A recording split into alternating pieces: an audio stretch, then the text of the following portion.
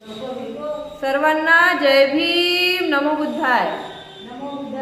तर आज आपण बघणार आहोत गर्भवती मातेची तीव्र अभिलाषा. एकदा भगवान बुद्ध भग्गदेशी भेस्कल वनातील सुकुमार पर्वतावरील मृग उपवनात राहत होते. भग्गदेश होता, त्याच्यामध्ये वन होतं, त्या वनाचं नाव जंगल होतं, त्या जंगलाचं नाव होतं भेस्कल वन. तर तिथे सुकुमार पर्वत होता. त्या पर्वतावर मृग उपवनात भगवान बुद्ध राहत होते. राजकुमार बोधीच्या पद्म नामक प्रासाद त्यावेळी नुकताच तयार झाला होता व त्यात अजून कोण्या ब्राह्मणाचे किंवा पुन्हा इतरांचे वास्तव्य झाले नव्हते. राजकुमार बोधीच्या पद्म नामक प्रासाद म्हणजे राहण्याचा व्यवस्था त्यावेळी नुकताच तयार झालेला होता आणि त्याच्यामध्ये अजून कोणत्याही ब्राह्मणाचे किंवा इतर कोणत्याही व्यक्तीचे वास्तव्य म्हणजे राहायचे काही तयार झाले नव्हते, कुणीच राहत नव्हतं. राजकुमाराने संजीतपुत्त नामक ब्राह्मणाला सांगितले. राजकुमार बोधी जो होता त्यांनी राहायसाठी एक जागा बनवली होती आणि तिथे सध्याच्या परिस्थितीमध्ये कोणीही राहत नव्हतं. तर राजकुमाराने एक ब्राह्मण होता, त्या ब्राह्मणाचं नाव होता संजीतपुत्त. तर ह्या राजकुमार बोधीने संजीतपुत्त नावाच्या ब्राह्मणाला सांगितले, तथागतांकडे तू जा आणि माझ्याकडून तू त्यांना अभिवादन कर. राजकुमार बोधीने काय सांगितले, कुणाला? संजीतपुत्त नावाच्या ब्राह्मणाला सांगितले की तू तथागताकडे जा आणि माझ्याकडून तू त्यांना काय कर, अभिवादन कर, वंदन कर आणि त्यांचे कुशलक्षेम विचार आणि भिक्खू संघासहित त्यांना माझ्या उद्यानाचे भोजनाचे आमंत्रण दे. त्यांच्याकडे जा, त्यांना अभिवादन कर, त्यांचे कुशलक्षेम वगैरे विचार आणि भिक्खू संघासहित त्यांना माझ्याकडून उद्याच्या भोजनाचे आमंत्रण दे. असे ते राजकुमार बोधी कुणाला म्हणतात? संजीतपुत्त नावाच्या ब्राह्मणाला म्हणतात. आणि अशा प्रकारे मग तो संजीतपुत्त नावाचा ब्राह्मण त्यांच्याकडे जातो आणि तिथे जाऊन त्यांना आमंत्रण देतो भगवान बुद्धांना आणि त्यांच्या भिक्षू संघांना. भगवान बुद्धांना निमंत्रण दिले गेले. मौनाद्वारे त्यांनी आपली मान्यता दर्शवली. भगवान बुद्धांनी आपली मान्यता दर्शवली आणि हे वृत्त राजकुमाराला समजून आले.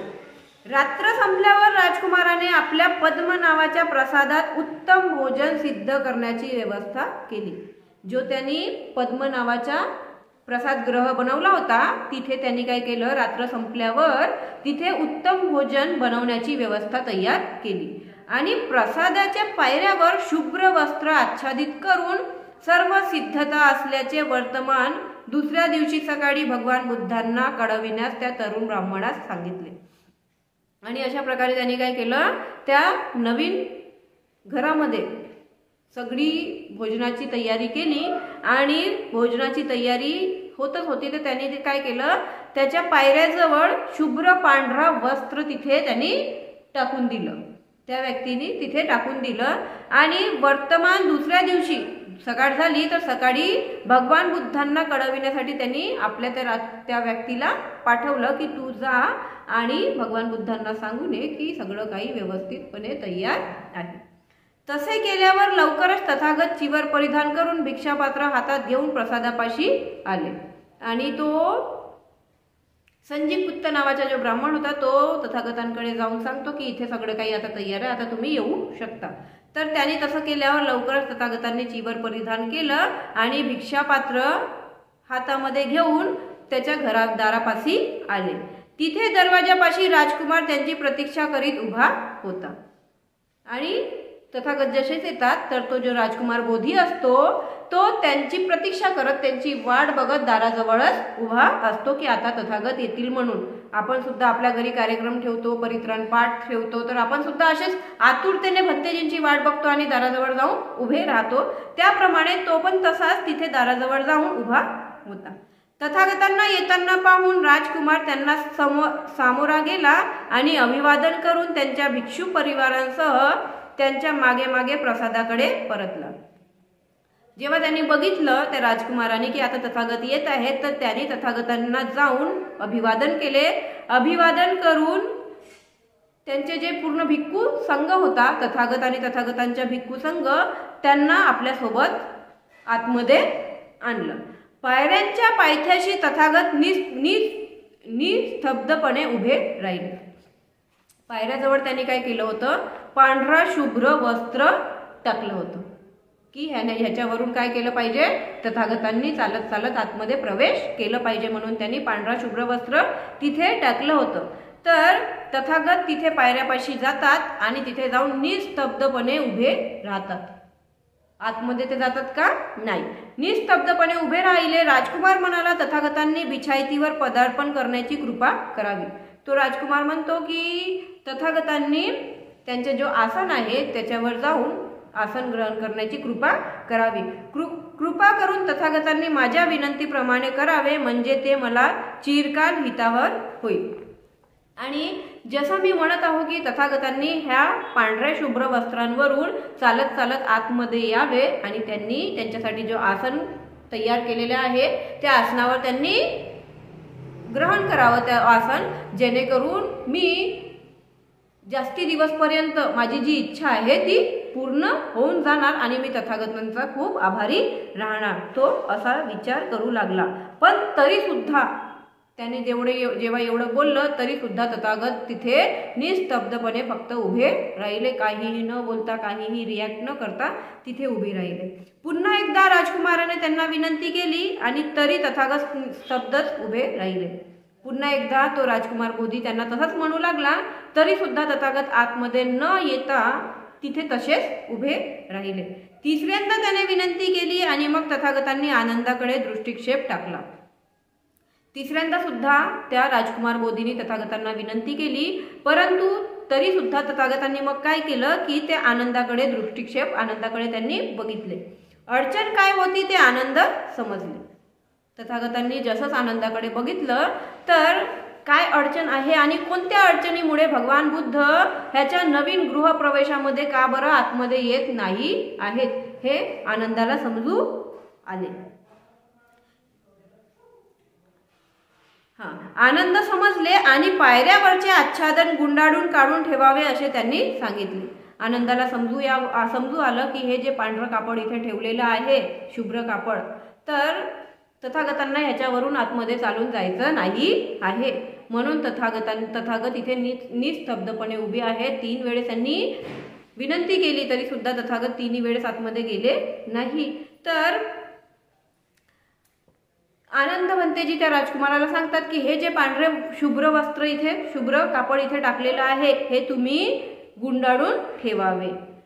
आपल्या मागून येणाऱ्या अनुयायांचा विचार करीत आणि भावी जनतेचा विचार करीत तथागतांनी त्या वस्त्रावर पाय ठेवण्याचे टाळले. आणि तथागतांनी तो जो वस्त्र होता, पांढरा वस्त्र, तिथून त्यांनी तिथे त्या वस्त्रावरून पाय ठेवण्याचे, तिथून चालत आतमध्ये येण्याचे, प्रवेश करण्याचे टाळले. राजकुमाराने ते वस्त्राच्छादन गुंडाळून ठेवण्याची आज्ञा केली व प्रसादाच्या वरच्या मजल्यावर आसनांची सिद्धता करण्यास सांगितली. आणि तशा प्रकारे आनंदाच्या सांगण्याप्रमाणे राजकुमाराने काय केली, ते वस्त्र जे होते पांढरेवाले ते गुंडाळून ठेवलं आणि त्यांच्या घरचा जो वरचा मजला होता तिथे त्या आसनांची, म्हणजे वरती आसनाची व्यवस्था केली. तथागत भिक्खू संघासहित पायऱ्या चढून वर गेले आणि त्यांच्यासाठी सिद्ध केलेल्या आसनावर स्थानापन्न झाले. तथागतांनी काय केलं, मग नंतर जिथे त्यांचं आसन तयार केलेलं होतं ते पायऱ्या चढून वर गेले आणि जिथे त्यांचं आसन तयार केलेलं होतं तिथे जाऊन त्यांनी आपलं आसन ग्रहण केलं. राजकुमाराने आपण स्वतः तथागत आणि भिक्खू संघास यथेच्छ भोजन वाढले. आणि जो राजकुमार होता, राजकुमार बोधी, त्यांनी स्वतः भिक्खू संघाला आणि तथागतांना भोजन वाढले. तथागतांचे भोजन समाप्त झाल्यावर राजकुमार बोधी एका बाजूला आसनावर बसला. आणि जेव्हा तथागतांचं भोजन समाप्त झाला तेव्हा राजकुमार बोधी एका किनाऱ्यावर बसला आणि भगवान बुद्धांना म्हणाला, भगवान, वास्तविक कल्याणाची प्राप्ती ही सुखद मार्गाने प्राप्त न करता ती कष्टप्रद मार्गाने करावी. भगवान बुद्धांना म्हणाला की भगवान, वास्तविक कल्याणाची प्राप्ती ही सुखाच्या मार्गाने न करता दुःखाच्या मार्गाने, कष्टप्रद असा मार्ग की ज्याच्यावरून आपल्याला चालत्या वेळेस खूप कष्ट होणार, कष्टप्रद मार्गाने करावी का, असा प्रश्न तो कोणाला करतो, भगवान बुद्धांना करतो. तथागत म्हणाले, राजकुमारा, फार पूर्वी जेव्हा मला संबोधी प्राप्त झाली नव्हती, तथागत त्याला सांगतात, राजकुमारा, फार पूर्वी जेव्हा मी ध्यान करत होतो, परंतु तेव्हा मला ज्ञान प्राप्त झाला नव्हता, संबोधी प्राप्त झाली नव्हती, तेव्हा तुझ्यासारखेच माझे मत होते. तेव्हा जसा तू आता विचार करत आहेस, तर माझा सुद्धा तेव्हा असाच मत होता. त्यावेळी मी अगदी तरुण होतो माझे केस काळेभोर आणि भरदाट होते. माझे जे केस होते काळेभोर आणि भरदाट होते आणि तारुण्याच्या ऐन बहरात माता पित्यांच्या इच्छेविरुद्ध त्यांना दुःख शोकाला, आणि मी तरुण असताना सुद्धा माता पित्याच्या इच्छेविरुद्ध, त्यांची माता पित्याची इच्छा होती का? नाही, परंतु मी माता पित्याच्या इच्छेविरुद्ध त्यांच्या दुःख सुखाला न जुमानता मी केस व दाढी कापून पीत वस्त्र परिधान करून संसाराचा त्याग करून ग्रहहीन संन्यास पत्करला.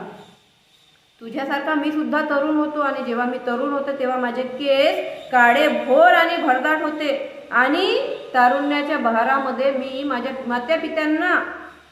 मातापित्यांच्या इच्छेविरुद्ध मी घर वगैरे सोडलं आणि त्यांना दुःखाच्या शोकामध्ये त्यांना टाकलं, आणि मी आपले केस आणि दाढी कापून पीत वस्त्र धारण केलं, हे चिवर धारण केलं, आणि संसाराचा त्याग करून ग्रहहीन मी झालो, संन्यास जीवन मी पत्करलं. अशा प्रकारे कोण सांगतात? असे तथागत त्या राजकुमार बोधीला सांगतात.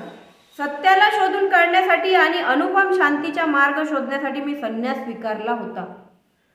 तर मी संन्यास तर स्वीकारला, परंतु कशासाठी स्वीकारला? की सत्य काय आहे, सत्याला शोधून काढण्यासाठी, आणि मला शांतीचा मार्ग पाहिजे होता, म्हणून शांतीचा मार्ग शोधण्यासाठी मी आपला संन्यास जीवन पत्करला, गृहस्थ जीवन मी त्यागून दिलं. पण आता माझी धारणा निराळी झाली आहे.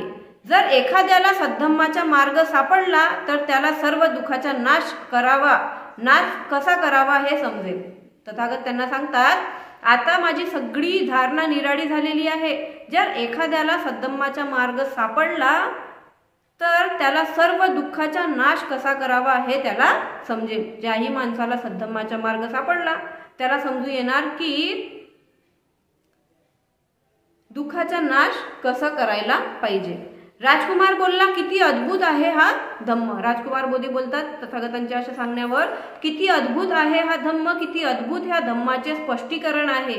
हा मार्ग समजण्यास किती सुलभ आहे, आणि हा जो मार्ग तुम्ही सांगत आहात हा समजण्यासाठी किती सुलभ आहे. तेव्हा तरुण ब्राह्मण संजीव पुत्र राजकुमाराला म्हणाले. तो जो ब्राह्मण संजीव पुत्र होता, ज्याला राजकुमाराने तथागतांना भोजनासाठी आमंत्रण द्यायसाठी पाठवले होते, तो संजीव पुत्र ब्राह्मण राजकुमाराला म्हणतो, राजकुमार, आपण हे मान्य केले खरं, पण आपण बुद्ध धम्म आणि संघ ह्यांचा आश्रय ग्रहण केला नाही. तर तो संजीव पुत्र ब्राह्मण म्हणतो, आपण मान्य तर केले, परंतु आपण बुद्ध धम्म आणि संघ ह्यांचा आश्रय ग्रहण केलेला नाही. असे म्हणू नकोस मित्रा. तो राजकुमार बोधी म्हणतो, असे म्हणू नकोस मित्रा, असे म्हणू नकोस.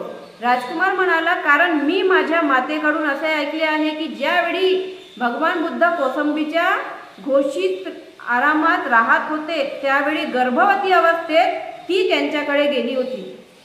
मी माझ्या आईकडून, राजकुमार बोधी सांगतात त्या ब्राह्मणाला, मी माझ्या आईकडून असं ऐकलेलं आहे की ज्यावेळी भगवान बुद्ध कौसंबीच्या घोषित आरामात राहत होते त्यावेळी माझी आई गर्भवती अवस्थेत ती त्यांच्याकडे गेली होती. कुणाकडे? भगवान बुद्धांकडे. आणि त्यांना अभिवादन करून त्यांच्याजवळ एका बाजूला बसली. ती त्यांना म्हणाली की पुत्र अथवा कन्या, जो काही गर्भ माझ्या उदरात ह्या क्षणी आहे तो अजात गर्भ बुद्ध धम्म आणि संघ ह्याचा आश्रय स्वीकारत आहे. ती तथागतांकडे गेली आणि त्यांच्या बाजूला त्यांना वंदन करून ती त्यांना म्हणाली की जो कोणी गर्भ, मुलगा असो किंवा मुलगी असो, जो कोणी माझ्या ह्या उदरामध्ये आहे ह्या क्षणी, तो ह्या क्षणामध्येच अजात गर्भामध्ये बुद्ध धम्म आणि संघ याचा आश्रय स्वीकार करीत आहे. भगवान बुद्धांनी अनुग्रह करून त्या गर्भाला याव जीव आपला शरणागत उपासक म्हणून स्वीकारावे.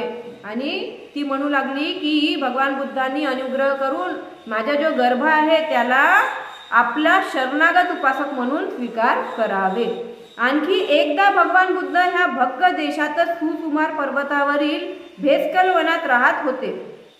आणि ते राजकुमार बोधी आणखी सांगत होते की जेव्हा आणखी एकदा भगवान बुद्ध जेव्हा ह्या भक्क देशातच सुकुमार पर्वतावरील भेस्कल वनात राहत होते, माझ्या दाईने मला त्यावेळी तथागतांकडे नेले होते.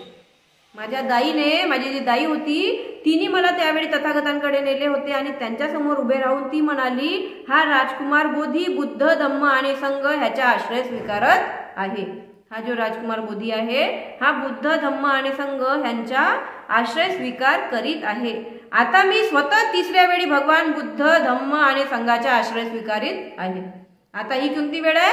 तिसरी वेळ आहे. आता मी स्वतः तिसऱ्या वेळी भगवान बुद्ध धम्म आणि संघ यांचा आश्रय स्वीकार करीत आहे. पहिल्यांदा माझी आई जेव्हा गर्भवती होती तेव्हा ती भगवान बुद्धांना भेटण्यासाठी गेलेली होती आणि तेव्हा तिने म्हटलं होतं की माझ्या गर्भामध्ये मुलगा असो मुलगी असो ती किंवा तो आता काय करत आहे, बुद्ध धम्म आणि संघ स्वीकार करीत आहे.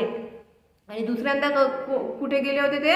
आपल्या दाईसोबत भगवान बुद्धांना भेटण्यासाठी लहानपणीच गेले होते तेव्हा दुसऱ्यांदा. आणि तथागतांना विनंती करीत आहे की मला याव जीव उपासक म्हणून त्यांनी स्वीकृत करून घ्यावे. आणि मी आता तिसऱ्यांदा तथागतांना विनंती करतो की मला याव जीव उपासक म्हणून त्यांनी आता स्वीकृत करून घ्यावे. तर अशा प्रकारे आजची आपली ही गोष्ट होती, गर्भवती मातेची तीव्र अभिलाषा. जे राजकुमार बोधी होते त्यांची माता जेव्हा गर्भवती होती तेव्हाच ती तथागतांना भेटण्यासाठी गेली आणि त्यांनी काय म्हटलं की माझ्या गर्भामध्ये मुलगा असो मुलगी असो कुणीही असो, माझा अभय गर्भ जो आहे तो बुद्ध धम्म आणि संघाला शरण जात आहे, स्वीकार करीत आहे. साधू साधू साधू.